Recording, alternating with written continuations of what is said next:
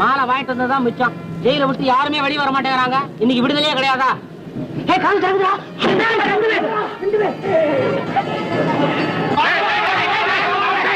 என்னங்கடா கிண்டலா இருக்கா?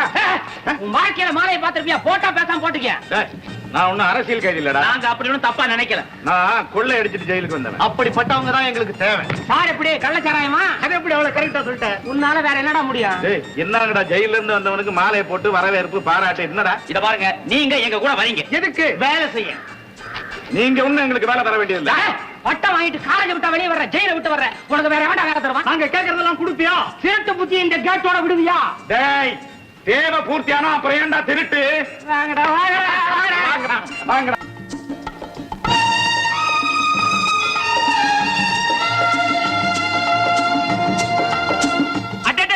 இத பாரு, இன்னொரு புது கேஸ். மாலே மாலே வாங்கனே வாங்கனே அண்ணே.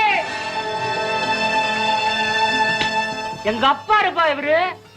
அடே சிங்காரா, நீயா? பாத்தியா கூத்த? புள்ளையவே அப்ப விசாரிச்சு தெரிஞ்சுக்க வேண்டியதா இருக்குது. மகனே இருப்பா, உன்னை சந்திக்கணும். நான் எத்தனை வாட்டி உள்ளார வந்திருக்கிறேன். அப்புறம் புள்ளைய ஒன்னா வைக்க மாட்டாங்களாமே. சும்மா நினைக்காது இவரு.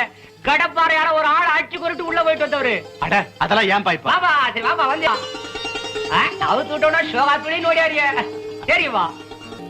நான் கேட்கிறேன், இன்று நாட்டின் நிலை என்ன? நமது நிலை என்ன? எண்ணி பார்க்க வேண்டாமா? நான் கேட்கிறேன், வெள்ளையின் ஆட்சியிலிருந்து விடுபட்ட பிறகும் கூட பிறர் பார்த்து எள்ளி நகையாடக்கூடிய நிலையில் தானே இருக்கிறோம். ஏன் இந்த இழி நிலை? நான் கேட்கிறேன், இன்று அரிசி விலை என்ன? பருப்பு விலை என்ன? மிளகாய் விலை என்ன? எண்ணெய் விலை என்ன? நான் கேட்கிறேன் தோழர்களே, இன்று நாடு எங்கு போய்க் கொண்டிருக்கிறது? அதனால் தான் கூறுகிறேன், இந்த 7 வர்ண கொடியின் கீழ் என்னால் ஆரம்பிக்கப்பட்டிருக்கும் இந்த புதிய கட்சியின் கீழ் அனைவரும் அணிதிரண்டு வாருங்கள் என்று உங்களை நான் கேட்டுக்கொள்கிறேன். நான் கேட்கிறேன், பெரியோர்களே, தாய்மார்களே, உங்கள் சார்பாகவும் என் சார்பாகவும் திருவாளர் நான் கேட்கிறேன் அவர்களுக்கு இந்த மலர் மாலையை பொன்மாலையாக சூட்டுகிறேன். அண்ணே, ஒழுங்கா மரியாதையா இப்பவே மீட்டிங்க முடிச்சுக்கிட்டு எதிர்த்தாப்புல நிக்கிற ஜீப்பு கிட்ட வந்து சேரல, உருப்படியா வீடு போய் சேர மாட்டேன்.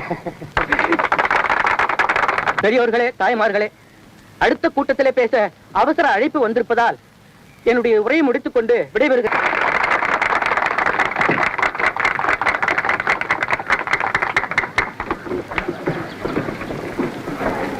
இருக்கிற கட்சிக்கு பத்தாது நீ வேறையா? ஏதோ என்னால் ஆனது. உண்ண உணவு, உடுக்க உடை, இருக்க இடம் அப்படின்னு சொன்னா போதுமா? வந்துருமாயா? ஏயா ஆழம் அடிச்சு இழுத்து வந்துட்டு கலாட்டாவை பண்ற?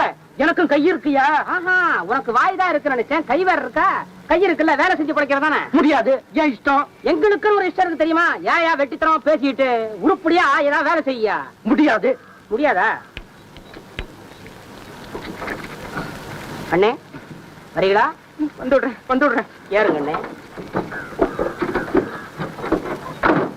இது வேணுமா? ஏதோ கொஞ்ச நேரம் போட்டுட்டு இருக்கேன்ப்பா.